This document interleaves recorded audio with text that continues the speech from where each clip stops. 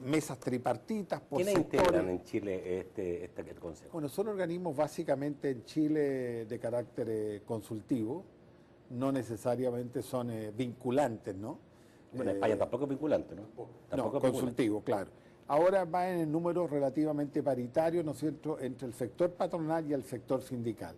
Y también participa el sector público, vale decir concretamente... Es tripartito. Es tripartito. Y cuando sale el sector público es gobierno, básicamente. Es gobierno, Ministerio del Trabajo, y a su vez, dentro del Ministerio del Trabajo, otras personas que están más allá dentro de la esfera gubernamental. Yo creo que depende del Ministerio del Trabajo. ¿Es una instancia que tiene una dependencia del Ministerio del Trabajo?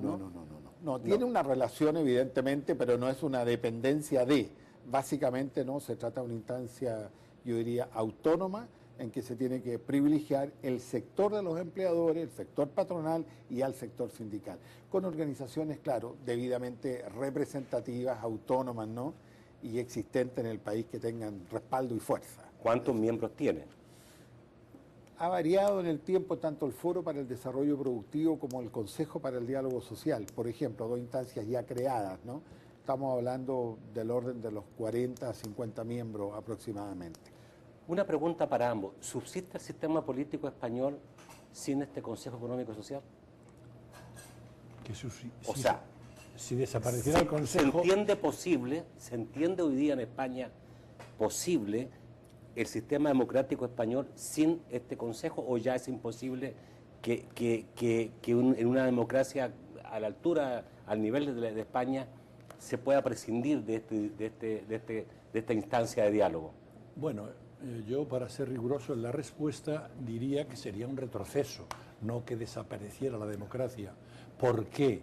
Porque el CES es quizá la instancia que institucionaliza el diálogo, y ese diálogo es sobre todo para facilitar la participación de la sociedad a través de sus organizaciones más representativas en la conformación de las políticas públicas en aquellas materias económicas, sociales y laborales propias del Consejo.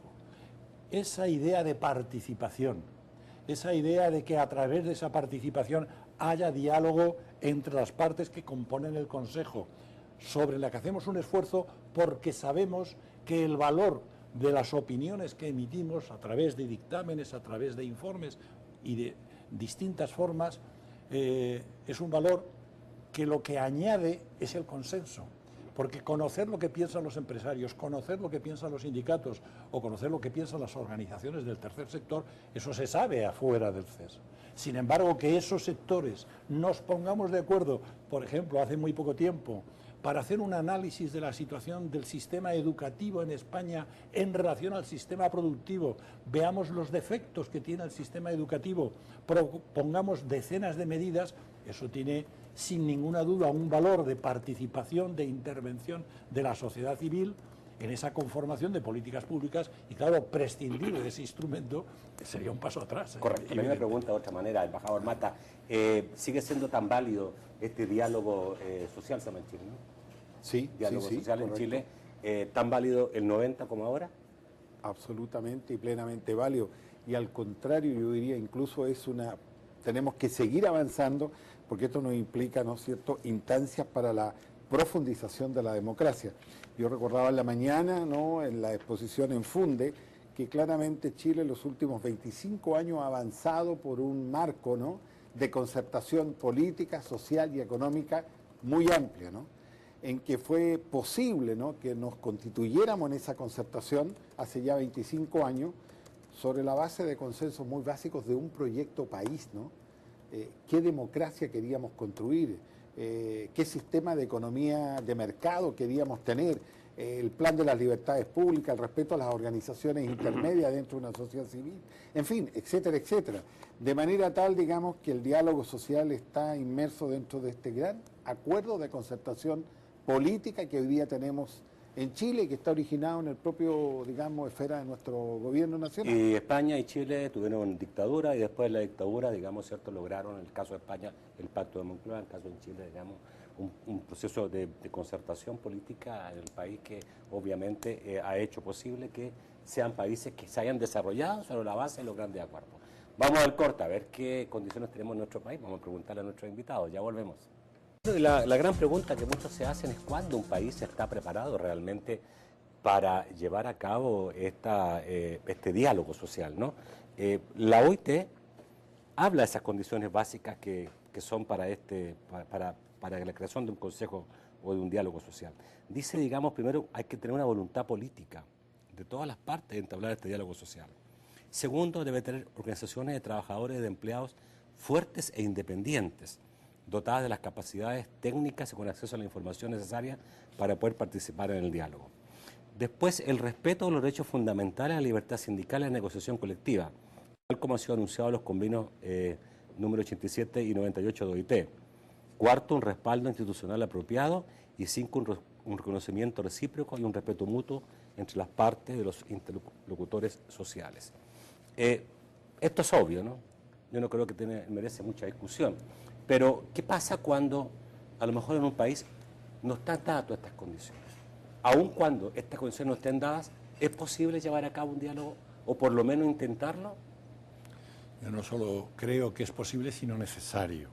Es evidente que para que el diálogo dé frutos, pues tiene que haber esas características, yo diría alguna más, que se cumpla lo pactado, tiene de alguna manera que existir un marco, efectivamente, que permita resultados. Hay países donde incluso democráticos, donde la propia configuración jurídica del país, pues a lo mejor no permite que las grandes centrales sindicales pacten determinadas cosas. No entro en detalles. Ahora bien... Bueno, aquí no tenemos un sindicalismo fuerte. Ahora bien, ni centrales. Lo que sí es fundamental, y yo en eso saludo la iniciativa del gobierno salvadoreño, es la voluntad política de que haya diálogo y que haya participación. Quizá cuando se crean muchas expectativas, luego se pueden producir frustraciones. Ahora, como dice un poeta español, Antonio Machado, caminante no hay camino, ¿no? Se hace camino al andar. Claro. Y no es una frase que yo viniera con ella, es que estoy convencido por nuestra experiencia, porque no ha sido un proceso rectilíneo, ni muchísimo menos, ha tenido oscilaciones. Nuestra experiencia es que hay que vivir esa participación, hay que facilitar que se realice y luego, en función de cómo esté cada país y de sus posibilidades, pues marcarse objetivos que sean adecuados a lo que se pretende.